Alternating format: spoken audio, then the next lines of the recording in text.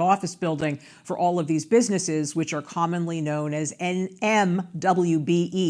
And the theme of Monday's event is restorative justice. Joining us with more is Assemblymember Rodneyse Bichotte Hermelyn. Welcome back. It's always good to see you.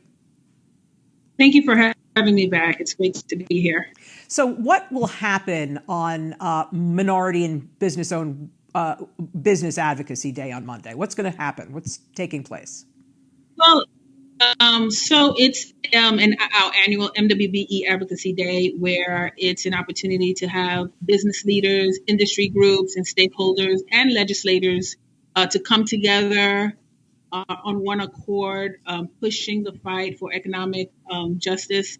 And it's going to be great. We typically have 200 to 300 participants who come, who will be joining forces with legislators and making sure that there are key items and legislative issues that we want to pass, but also to kind of talk about some of the great milestones that were made last year and how we can push forward in terms of breaking the barriers of MWBE. Yeah, why is this issue so critical to you?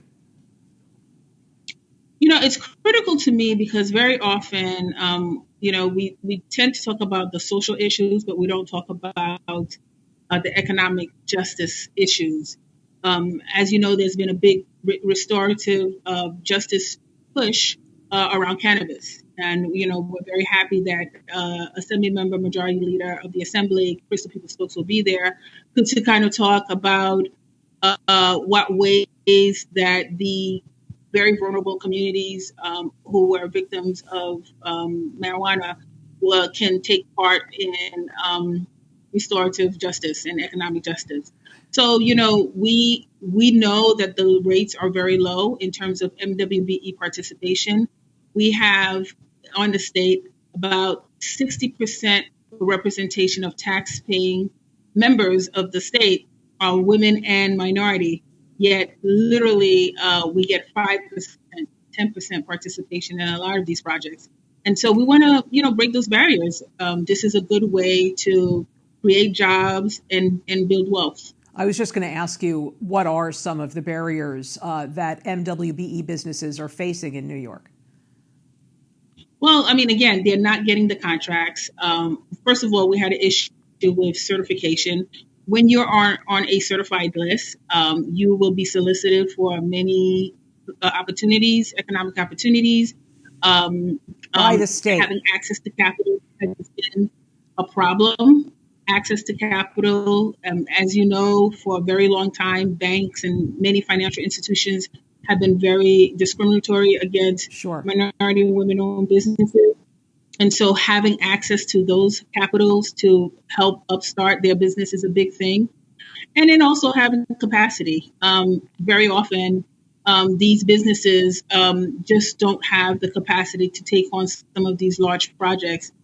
And so we're pushing for mentorship programs. We had voted and passed a bill which would allow the city agencies to create a mentorship program, which would allow these businesses to learn how to do business with the government.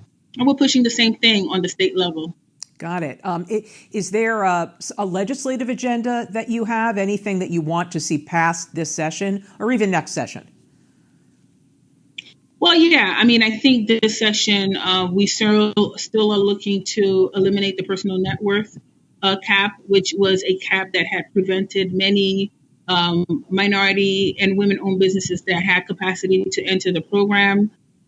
We want to make sure that we increase the non-competitive discretionary threshold this year on the state to $1.5 billion. We did it in the city. And we're able to increase the threshold to $750,000 on the state, but now we want to do it to $1.5 billion. We want to be able to have reciprocity with the certification program. So if a person or a business is certified on the state level, they can be automatically certified in the city, vice versa, also including the New York and New Jersey Port Authority. We want to see more transparency in terms of the data reporting. We've been pushing that for the Controller's Office. to give us more of a detailed report in terms of how these boards are being allocated. So there's a whole slew of things Sure. that we're pushing for, that we have been pushing for. Again, this Monday, May 6th, from 10 a.m. to 5 p.m. is MWBE Advocacy Day. It takes place on the third floor of the Legislative Office Building in Albany, and there's also a noon press conference in which you'll see Assemblymember Rodneyse Bichotte Hermelyn, who we've been speaking to, and Majority Leader Crystal Peoples-Stokes and others. I want to thank you so much for joining us. It's always good to see you.